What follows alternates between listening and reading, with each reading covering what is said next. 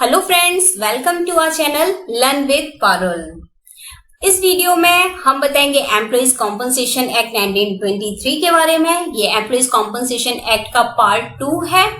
Part 1 में हमने discuss किया था about amendments of compensation act 1923 and important definitions. अगर आपने उस वीडियो को नहीं देखा है तो आप पार्ट 1 को देखिएगा, तभी आपको पार्ट 2 आगे समझ में आएगा। तो चलिए स्टार्ट करते हैं। अब बात करते हैं employer's liability to pay compensation section 3। The following conditions must necessarily be satisfied for compensation. Number 1, he must be a workman within the meaning of this act.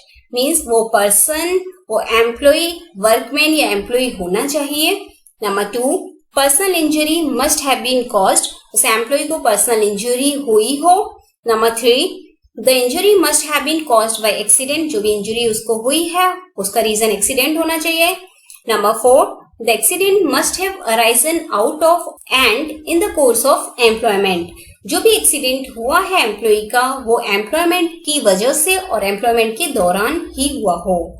Number 5, the injury caused must have resulted in the workman's death or in his total or partial disablement for a period exceeding 3 days। कि employ को जो भी injury हुई है उसकी वजह से या तो उस वर्कमैन की डेथ हो गई है या फिर उसको टोटल और पार्शियल डिसेबलमेंट हुआ है। मींस जो भी डिसेबलमेंट हुआ है, जो भी इंजरी उसको हुई है, अगर वो 3 दिन से ज्यादा की होती है उसी कंडीशन में उसको कॉम्पनसेशन के लिए वो लायबल होगा। Note, workman's death whether due to his own negligence. अगर वर्कर की डेथ जो होती है वो उसकी खुद की गलती की वजह से भी हुई है तो भी वो कॉम्पनसेशन के लिए लायबल होगा। The employer shall not be liable to pay compensation in the following cases. कौन से केसेस हैं जिसमें एम्प्लॉयर लायबल नहीं है कॉम्पनसेशन पे करने के लिए? Number 1, if the injury does not result in the total और partial disablement of the employee for a period exceeding 3 days।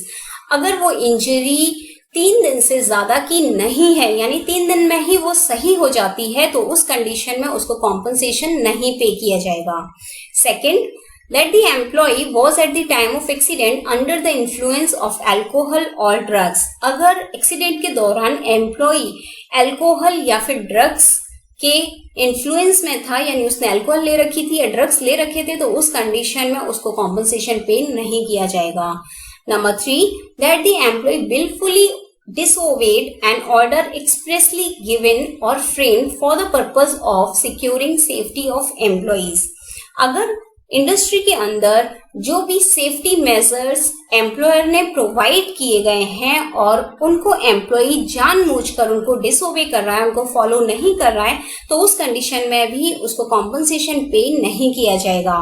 Number 4, that the employee having known certain safety guards और safety devices. Means employee को पता है कि कौन से safety guards और safety devices उसको यूज करने हैं और फिर भी वो उनको यूज नहीं करता है, तो उस कंडीशन में भी उसको कॉम्पनसेशन पे नहीं किया जाएगा। Now calculation of compensation. Compensation को कैसे कैलकुलेट किया जाएगा? As per the new rule notified by the government from 3rd January 2020। अभी बताया था हमने पहले आपको कि नया रूल आ गया है जो कि 3 जनवरी 2020 को आया था कि कॉम्पनसेशन की जो अमाउंट है कैलकुलेशन करने की उसको रिवाइज्ड करके 15,000 पर मंथ कर दिया गया है। यानी अब जो कैलकुलेशन होगी वो 15,000 रुपीज पर होगी।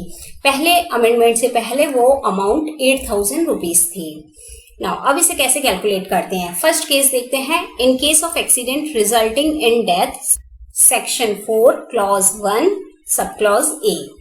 डेथ के केस में an amount of equal to 50% of the monthly wages of the deceased multiplied by the relevant factor और an amount of rupees 1,20,000 whichever is more. जो भी एम्प्लॉय है उसकी मंथली वेजेस का 50% उसमें मल्टीप्लाई किया जाएगा रेलेवेंट फैक्टर को, तो जो भी अमाउंट आएगी वो, या फिर 1,20,000 रुपीज, इन दोनों में जो भी अमाउंट ज्यादा होगी वो उसको कॉम्पनसेशन के रूप में मिलेगी। जो रेलेवेंट फैक्टर है वो शेड्यूल 4 में मेंशन है, तो according to the age of the person relevant factor उसके लिए डिफरेंट है। Now case 2, If the accident result in permanent total disablement, section 4 clause 1 सब clause V, अगर एक्सीडेंट की वजह से परमानेंट टोटल डिसेबलमेंट हो जाता है तो उस कंडीशन में जो अमाउंट उसको पे की जाएगी या तो वो 60% of the monthly wages multiplied by the relevant factor या फिर ₹1,40,000 विच एवर इज मोर, या तो वो फैक्टर या फिर 1,40,000 रुपीज जो भी इसमें ज्यादा है वो उसको पे की जाएगी। Number 3, in case of permanent partial disablement, section 4 clause C, अगर इंजरी जो हुई है या एक्सीडेंट जो हुआ है उसकी वजह से परमानेंट पार्शियल डिसेबलमेंट हो गया है तो उस केस में अकॉर्डिंग टू इनकैपेसिटी कॉज्ड, कि कितनी इनकैपेसिटी उस बंदे की हुई है तो उसके अकॉर्डिंग उसको कॉम्पनसेशन पे किया जाएगा।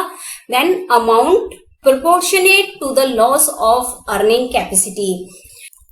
Now number 4, in case of temporary disablement, अगर temporary disablement है तो उस कंडीशन में अगर वो इंजरी मोर देन और इक्वल टू 28 डेज है तो उस कंडीशन में जो कॉम्पनसेशन मिलेगा उसकी अमाउंट रहेगी हाफ मंथली वेजेस और जो शुरू होगी 16वें दिन से after the date of disablement, यानी जिस तारीख को उसका डिसेबलमेंट हुआ है उसके 16वें दिन से कॉम्पनसेशन मिलना स्टार्ट होगा। और अगर इंजरी लेस देन 28 डेज है, यानी वो पर्सन अगर लेस देन 28 डेज में सही हो जाता है तो उस कंडीशन में उसको जो अमाउंट मिलेगी वो मिलेगी 16 डे से, यानी 16वें दिन से after the expiry of waiting period of 3 days from the date of disablement, यानी जिस दिन उसका डिसेबलमेंट हुआ है उसके 3 दिन बाद से काउंट किया जाएगा 16वां दिन और उस दिन से उसको कॉम्पनसेशन मिलेगा।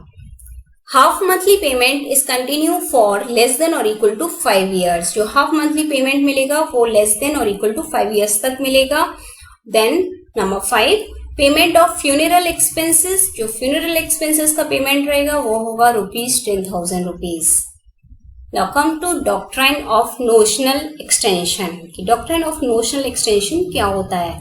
इसका जो जनरल रूल है वो ये है कि employment of an employee commences from the time he reaches the place of employment, when he left the place of employment then he is not said to be in employment. General rule इसका ये कहता है कि employee का जो employment start होता है वो तब से माना जाएगा जब वो एम्प्लॉयमेंट के प्लेस पर पहुंच जाएगा, और जब वो वहां से चला जाता है यानी उस प्लेस को वो छोड़ देता है तो उसके बाद से वो एम्प्लॉयमेंट में कंसीडर नहीं किया जाएगा। Time taken in reaching the workplace from residence and returning from workplace to residence is not included in the time of employment।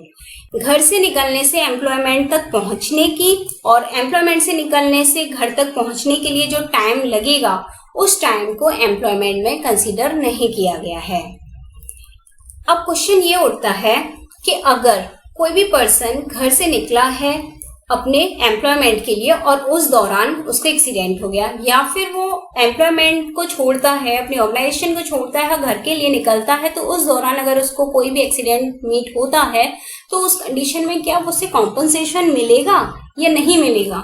तो उस कंडीशन में according to theory of notional extension the nature and the result of the accident will be taken in consideration. तो उस condition में कि उस accident का क्या नेचर है, क्या उसके रिजल्ट्स हैं, उसके सर्कमस्टेंसेस क्या हैं, उन सब चीजों को कंसीडर किया जाएगा।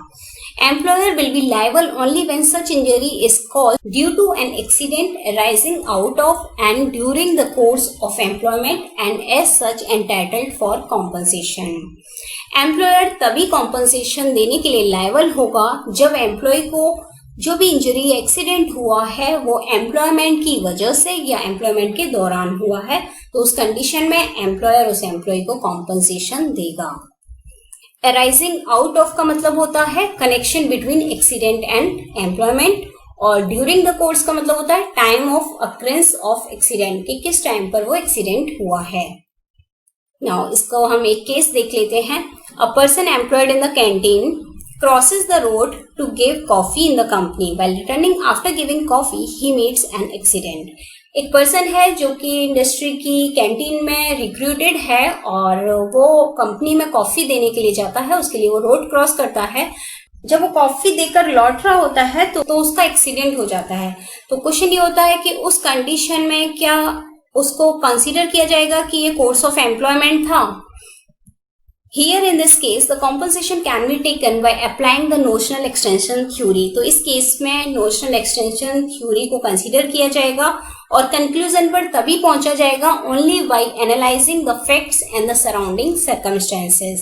कि सभी facts और circumstances को जब कंसीडर किया जाएगा, एनालाइज किया जाएगा, उसके बाद ही फाइनल कंक्लूजन लिया जाएगा। Notices and claims of the accident before commissioner. Section 10. An employee who is injured by an accident must give a notice in writing. अगर किसी एम्प्लॉय का एक्सीडेंट हुआ है तो उस कंडीशन में उसको नोटिस देना होगा कमिश्नर को, जो कि लिखित में होगा। The notice must contain the name and address of the employee injured, कि एम्प्लॉय का नेम और एड्रेस क्या है। Second, the date of the accident, किस डेट को एक्सीडेंट हुआ था। Then third, the cause of the injury, injury का क्या रीजन है, किस तरह की इंजरी हुई है। Note, the claim is preferred with in 2 years of the occurrence of the accident.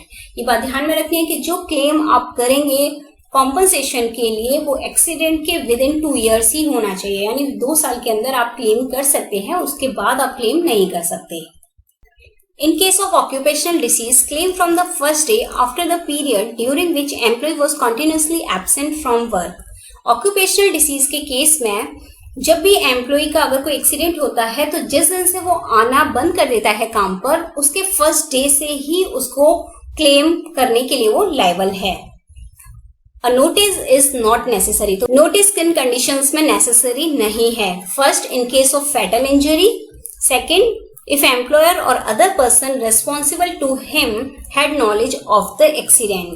पहले केस तो फैटल इंजरी है तो उस केस में नोटिस देने की जरूरत नहीं है। सेकंड केस है कि अगर एम्प्लॉयर या कोई भी पर्सन जो इंजर्ड पर्सन से रेस्पॉन्सिबल है, उन दोनों की नॉलेज में वो एक्सीडेंट है, तो उस कंडीशन में एम्प्लॉय को नोटिस देना कंपलसरी नहीं है। Then come to medical examination, section 11. When an employee brings to the notice that he has met with an accident before the expiry of 3 days, he will be examined free of charge by a qualified medical practitioner. जब employee अपने employer को ये बताता है कि उसको accident हो गया है तो 3 दिन से पहले ही उसको फ्री ऑफ कॉस्ट एग्जामिन किया जाता है by a qualified medical practitioner से। If the employee refuses to submit himself or herself for examination, then his right to compensation shall be suspended. अगर वो एम्प्लॉय अपने मेडिकल एग्जामिनेशन कराने से refuse कर देता है या वहाँ प्रेजेंट नहीं होता है एट दैट टाइम, तो उस कंडीशन में उसको कंपनसेशन के राइट से सस्पेंड कर दिया जाएगा, यानी उसको कंपनसेशन नहीं मिलेगा। Now come to penalties, section 18A. Penalties arise when employer fails in maintaining a notice book. अगर एम्प्लॉयर नोटिस बुक मेंटेन करने में फेल रहता है, नहीं कर पाता है, तो उसको पेनल्टी बेयर करनी पड़ेगी। Fails to send a report, अगर वो रिपोर्ट सेंड नहीं कर पाता है तो fails to make a return, अगर वो रिटर्न नहीं बना पाता तो उस कंडीशन में उसको पेनल्टी बेयर करनी पड़ेगी। Fails to send a statement to the commissioner, अगर वो कमिश्नर को स्टेटमेंट सेंड करने में फेल हो जाता है तो उस कंडीशन में भी उसको पेनल्टी बेयर करनी पड़ेगी। Fails to inform the employee of his rights to claim compensation, अगर वो एम्प्लॉयज को ये इन्फॉर्म नहीं करता है कि वो कॉम्पनसेशन का क्लेम कर सकते हैं और ये उनका राइट है, तो उसके लिए भी उसको पेनल्टी बेयर करनी पड़ेगी। He or she will be punished with fine which is not less than ₹50,000 that can be extended to ₹1,00,000, यानी जो उसको पेनल्टी बेयर करनी पड़ेगी वो 50,000 रुपए से कम नहीं होगी और उसे एक्सटेंड 1,00,000 तक करा जा सकता है।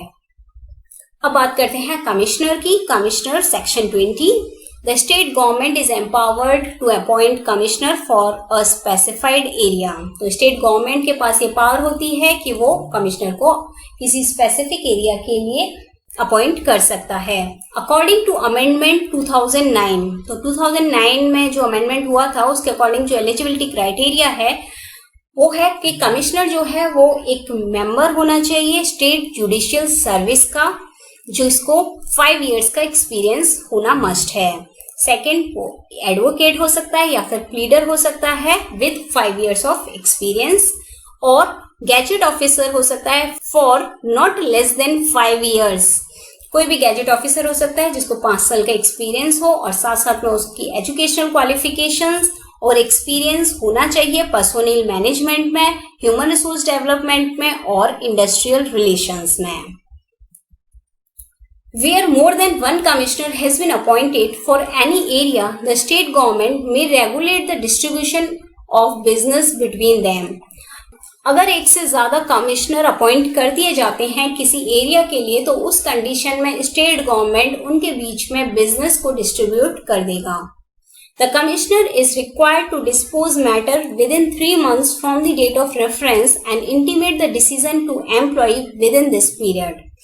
कमिश्नर का ये काम होता है कि जो भी उसके पास मैटर आया है, जो भी अपील उसके पास आई है, तो उसको वो 3 months के अंदर ही कंप्लीट कर दे और उसका जो भी डिसीजन है वो एम्प्लॉय को उसी टाइम पीरियड के अंदर इन्फॉर्म कर दिया जाए।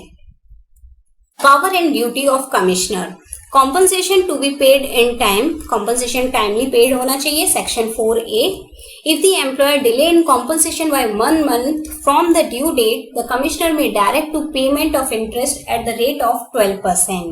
अगर एम्प्लॉयर कॉम्पनसेशन पे करने में डिले हो जाता है फ्रॉम द ड्यू डेट, उससे वो 1 month अगर डिले हो जाता है, तो उस कंडीशन में कमिश्नर ऑर्डर देगा कि जो भी उसका लॉस हुआ है उसको with payment of interest at the rate of 12% उसको पूरा किया जाए। Second, if the commissioner does not find any justification for the delay, may also direct payment of penalty not exceeding 50% of the amount payable. अगर employer अब compensation पे करने में delay हो जाता है और उसका जस्टिफिकेशन करने का कोई भी रीजन नहीं होता है उसके पास, तो उस कंडीशन में कमिश्नर एम्प्लॉयर पर पेनल्टी भी लगा सकता है जो कि 50% से ज्यादा नहीं होगी। जितना भी कॉम्पनसेशन है उसका 50% उस पर पेनल्टी लगाई जा सकती है। तो यहाँ कॉम्पनसेशन एक्ट कंप्लीट होता है। अगर आपको ये समझ आया है और अच्छा लगा है वीडियो, तो इसे लाइक करें, शेयर करें और चैनल को सब्सक्राइब करें, साथ में बेल का आइकन प्रेस करें ताकि आपको आने वाले वीडियोस के नोटिफिकेशंस मिलते रहें। Thank you.